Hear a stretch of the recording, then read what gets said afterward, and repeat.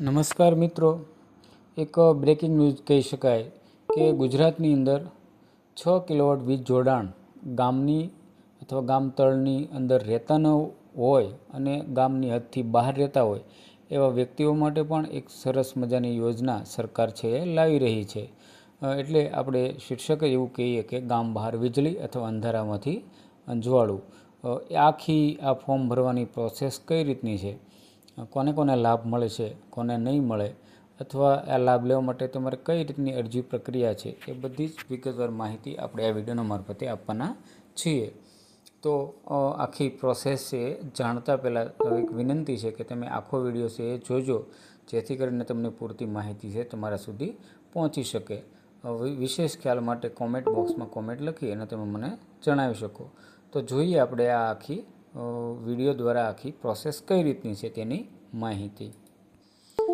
મિત્રો, ગુજરાતમાં જે ગામ તળની બહાર આવેલ જે પરિવારો છે એ માટે 6 કિલોવોટ સિંગલ ફેઝ વીજ જોડાણની જે આખી માહિતી છે એ આપણે જોઈ રહ્યા છીએ. તો આપણે સૌ જાણો છો કે તાજેતરમાં સરકારી નિર્ણયો અને ચાલી રહેલી યોજનાઓ ગુજરાતમાં ગામની હદની બહાર રહેતા પરિવારોને વીજળી કનેક્શન મેળવવામાં મદદ કરી રહી છે. આ અંગેની મુખ્ય અને નવીનતમ માહિતી નીચે મુજબ છે. તો સૌથી પહેલાં છે સરળ અરજી પ્રક્રિયા અને નવા નિયમો. તો ગુજરાત સરકારે ખાસ કરીને મે 2025માં ગામની બહાર રહેતા નાગરિકોના હિતમાં કેટલાક મહત્ત્વપૂર્ણ નિર્ણયો લીધા છે.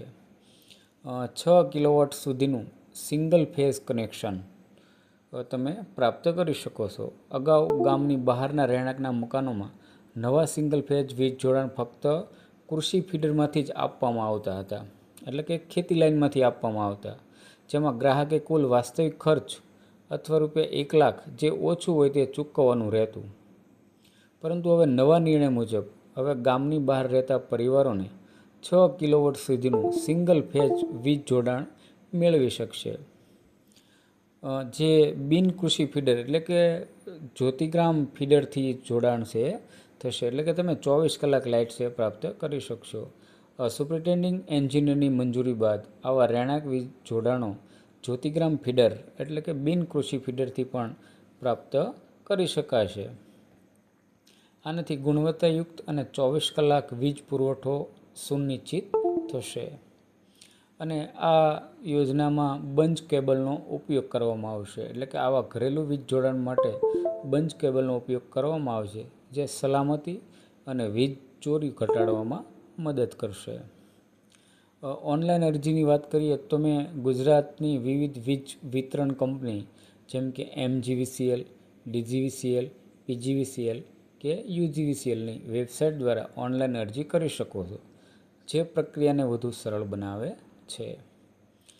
જ્યોતિગામ યોજનાની વાત કરીએ તો ગુજરાતની જ્યોતિગામ યોજના 2006માં શરૂ કરાયેલી હેઠળ ગ્રામીણ વિસ્તારોમાં 24 કલાક અને ગુણવત્તાયુક્ત વીજ પુરવઠો સુનિશ્ચિત કરવા માટે ખેતીવાડી અને ઘરેલું વપરાશના ફીડર અલગ કરવામાં આવ્યા. આ યોજના હેઠળ ગામની બહારના વિસ્તારોને પણ વીજળી મળવામાં સરળતા રહે છે. નવા નિર્ણય મુજબ 15 ને બદલે 10 મકાનોના જૂથ હોય તો પણ હવે જ્યોતિગ્રામ ફીડરમાંથી જ વીજ જોડાણ આપવામાં આવશે.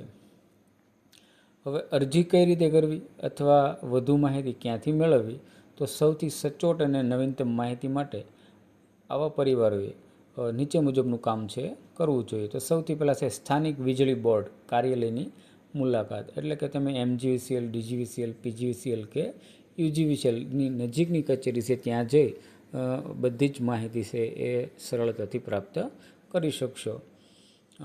ડિસ્કોમ વેબસાઇટની તપાસ, એટલે કે જે આ બધી UGVCL, PGVCL કે DGVCL કે MGVCL આ બધી વેબસાઇટ છે, હવે તેની પોર્ટલ ઉપર જઈને તમે જોઈ શકો. કેટલાક હેલ્પલાઇન નંબરની વાત કરીએ તો વીજ કંપનીઓએ ગ્રાહક સેવા હેલ્પલાઇન નંબરો પણ આપેલા છે, જ્યાં તમે નવા કનેક્શન વિશે પૂછપરછ કરી શકો. આ પહેલ સુનિશ્ચિત કરશે કે દરેક ઘર પછી ભલે તેનું ચોક્કસ સ્થાન ક્યાંય પણ હોય, તે વિશ્વસનીય વીજળીની સુવિધા મળશે. અને ગુજરાતમાં નવા સિંગલ ફેઝ વીજ જોડાણ માટે જરૂરી દસ્તાવેજો કયા કયા છે તેની માહિતી પણ છે આપણે પ્રાપ્ત કરીએ. તો જોઈએ આપણે એક તો ઓળખના પુરાવાની વાત કરીએ તો આધાર કાર્ડ છે એ તમારું ચાલશે. આ ઉપરાંત મતદાર આઈડી કાર્ડ એ પણ છે ઓળખના પુરાવામાં ચાલશે. આમાંથી કોઈ પણ એક છે તમારે આપવાનું છે. પાન કાર્ડ છે, ડ્રાઇવિંગ લાઇસન્સ છે અથવા ભારતીય પાસપોર્ટ જે આપણે કહીએ એ વિઝાનો પાસપોર્ટ, એ આમાંથી કોઈ પણ એક છે ઓળખના પુરાવા તરીકે ચાલશે.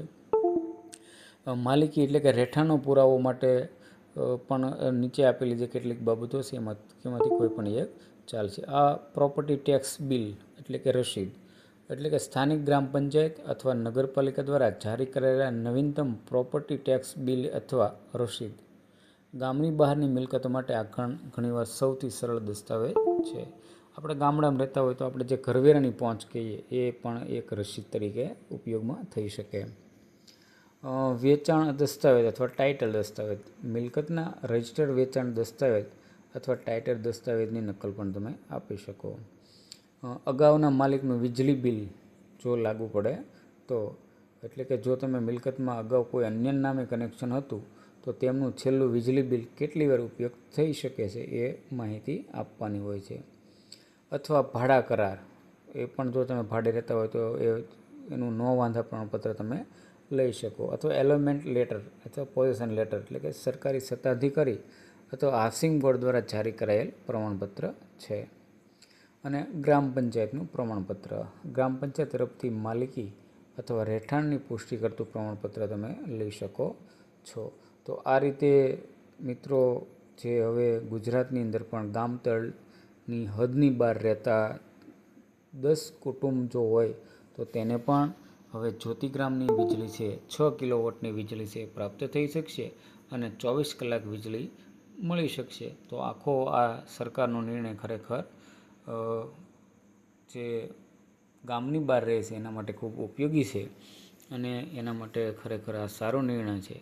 તમને આ વિડીયો જોયા પછી ઘણી બધી માહિતી છે પ્રાપ્ત થઈ છે, અથવા વિગતવાર માહિતી માટે નજીકની જે કંપની છે પીજીવીસીએલ, ઈજીવીસીએલ, ડીજીવીસીએલ કોઈ પણ છે એની મુલાકાત લઈ અને તમે આ અરજી ફોર્મ કરી શકો છો.